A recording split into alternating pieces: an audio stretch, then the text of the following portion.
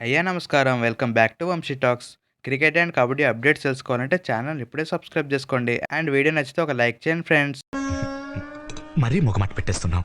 Last వీడియోలో చాలామంది చాలా మంచి ఎక్స్ప్లెయిన్ చేశాను, కామెంట్ చేశారు. మా వాళ్ళందరికీ thank you so much.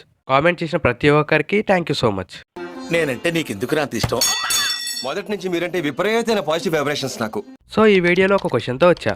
Next మ్యాచ్లో తెలుగు టైటన్స్ టీం డిఫెన్స్లో ఏమైనా చేంజెస్ చేయాలా, లేదంటే కొత్త స్ట్రాటజీస్ రావాలా, కింద కామెంట్ చేయండి. This is your question. ఇక మనం డైరెక్ట్గా వీడియోలోకి వెళ్తే, ఫస్ట్గా మన Telugu Titan team last 2 matches ఎక్కడ ఓడిపోయింది, ఎటువంటి తప్పుల వల్ల మ్యాచ్ ఓడిపోయిందో క్లియర్గా మాట్లాడుకుందాం. అయితే ఫస్ట్ మ్యాచ్లో ఫస్ట్ హాఫ్ వరకు 7 పాయింట్స్ లీడ్ ఉంది. అంత మంచి లీడ్ పెట్టుకొని ఫైనల్కి వచ్చేసరికి మ్యాచ్ ఓడిపోయింది మా బ్రోస్. దానికి ముఖ్య కారణం తెలుగు టైటన్స్ యొక్క డిఫెన్స్. మెయిన్గా లెఫ్ట్ కార్నర్ నుంచి చాలా పెద్ద పొరపాట్లు చేశారని చెప్పుకోవచ్చు. ఆ మ్యాచ్లో చాలా వరకు అడ్వాన్స్ ట్యాకిల్సే చేస్తున్నారు.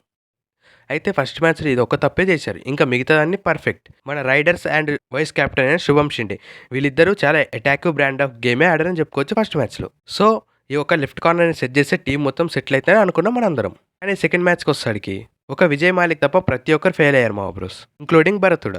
సెకండ్ మ్యాచ్లో విజయ్ మాలిక్కి సపోర్టివ్ రైడింగే ఎవరు కనిపించలేదు. దీనికి మెయిన్ కారణం బ్యాక్ టు బ్యాక్ గేమ్స్ ఉండడం వల్లనే నాకు అనిపిస్తుంది. తెలుగు టైటన్స్కి థర్డ్ మ్యాచ్కి చాలా టైం ఉంది.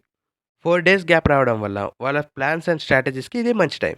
మంచిగా బౌన్స్ బ్యాక్ అవ్వడానికి ఇదే మంచి టైం. ఇక మనం third match Telugu titans versus Jaipur pink panthers గురించి మాట్లాడుకుంటే ఇది మ్యాచ్ నెంబర్ 13th. ఈ మ్యాచ్ వైజాగ్లో జరుగుతుంది ఎట్ 8 PM. అదే రోజు second match Puneri Paltan versus Delhi.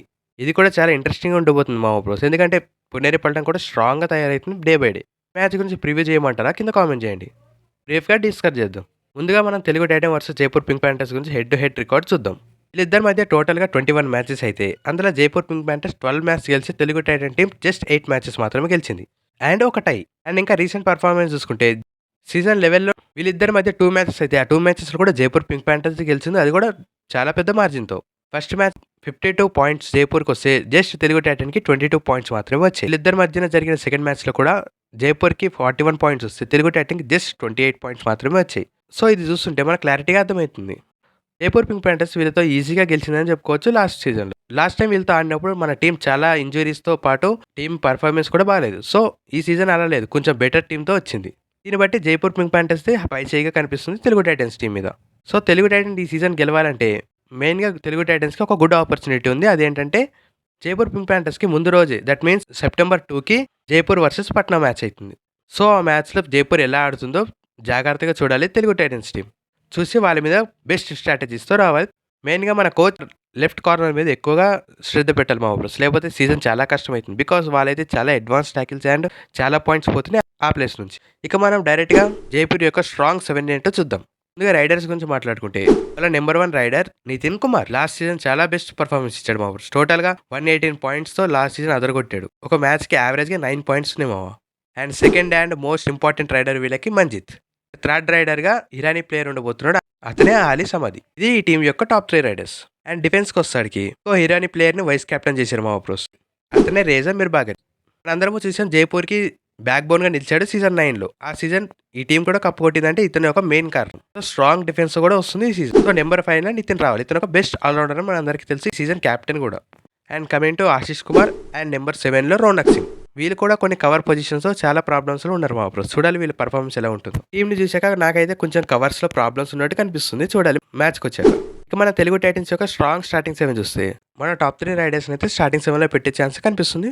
Number 1 వస్తుంది విజయ్ మాలిక్, అండ్ 2లో భరత్, అండ్ థర్డ్ పొజిషన్లో ఆశీష్ నర్వాల్. ఇది తెలుగు టైటన్స్ యొక్క టాప్ 3 రైడింగ్. అండ్ మన వైస్ కెప్టెన్ అయిన శుభం షిండే లాస్ట్ మ్యాచ్లో సబ్స్టిట్యూట్గా వచ్చి బాగానే ఆడారని చెప్పుకోవచ్చు మా బ్రోస్ అంకిత్. ఈసారి మెయిన్ స్టార్టింగ్ 7లో ఉండబోతున్నాడు అనుకుంటున్నా. అండ్ 6th పొజిషన్లో సాగర్, అండ్ 7th పొజిషన్లో అజిత్ పవార్. ఇది తెలుగు టైటన్స్ యొక్క స్టార్టింగ్ 7. ఇందులో మీరు ఏమైనా చేంజెస్ చేయాలంటే కింద కామెంట్ చేయండి మా బ్రో. అండ్ సబ్స్టిట్యూట్లో మాత్రం చేతన్ సాహు రైడర్గా పెట్టుకునే ఛాన్స్ ఉంది. లాస్ట్ మ్యాచ్లో సబ్స్టిట్యూట్గా వచ్చి 4 పాయింట్స్ సాధించాడు మా.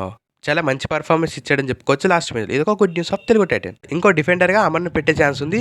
ఇతను అప్పుడప్పుడు సబ్స్టిట్యూట్గా వచ్చే ఛాన్స్ చాలా స్పష్టంగా కనిపిస్తుంది. ఇది తెలుగు టైటన్ అండ్ జైపూర్ పింక్ ప్యాంటర్స్ ఒక స్టార్టింగ్ 7. తెలుగు టైటన్ గెలవాలంటే జైపూర్ వర్సెస్ పట్నం పైరేట్స్ మ్యాచ్ అవుతుంటే ఆ మ్యాచ్ను క్లారిటీగా చూస్తూ వాళ్ళ మీద ప్లాన్స్ అండ్ స్ట్రాటజీస్తో రావాలి. అప్పుడే గెలడానికి ఛాన్స్ ఉంది. మీరేమంటారు? తెలుగు టైటన్ ఎట్లాంటి స్ట్రాటజీస్ వస్తే మ్యాచ్ గెలుస్తుందో కింద కామెంట్ చేయండి మా బ్రోస్. ఇది Telugu titans versus Jaipur pink ప్యాంటర్స్ యొక్క ప్రివ్యూ. ఈ మ్యాచ్లో ఎవరు గెలుస్తారో కింద కామెంట్ చేయండి మావా. ఇక్కడ వరకు వీడియో చూసింటే thank you so much. Please subscribe and like the video. Thank you.